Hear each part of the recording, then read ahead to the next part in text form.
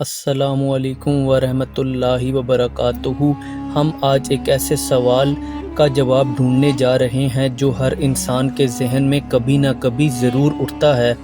روح کیا ہوتی ہے اور مرنے کے بعد ہمارے ساتھ کیا ہوتا ہے؟ یہ سوال نہیں بلکہ ایک ایسی سچائی ہے جس کا سمجھنا ہر مسلمان کے لیے ضروری ہے۔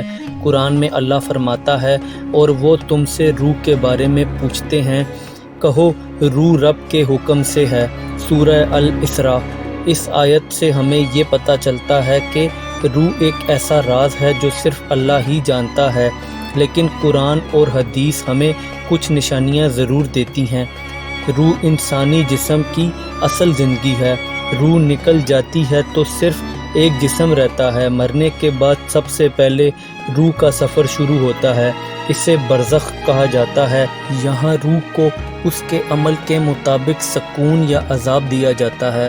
حضرت محمد صلی اللہ علیہ وآلہ وسلم نے فرمایا کہ اگر بندہ نیک ہو تو اس کی روح کو آسمان تک لے جایا جاتا ہے، جہاں فرشتے اس کا انتظار کرتے ہیں، لیکن اگر بندہ گناہگار ہو تو اس کی روح کو زمین میں ہی روک دیا جاتا ہے۔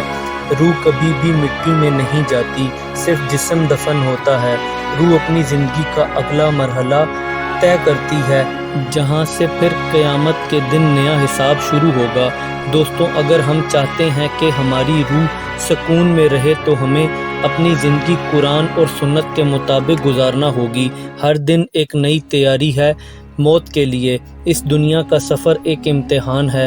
اگر آپ کو یہ ویڈیو پسند آئی ہو تو لائک کریں اور ضرور شیئر کریں۔ کمنٹس میں آمین لکھ کر ہماری دعاؤں میں شامل رہیں، اور ہمارے چینل ٹرو گائیڈ کو سبسکرائب کریں تاکہ مزید علم کے بارے میں ویڈیوز آپ کو ملتی رہیں۔ اللہ ہمیں ہدایت اور روحانی سکون عطا فرمائے۔ آمین۔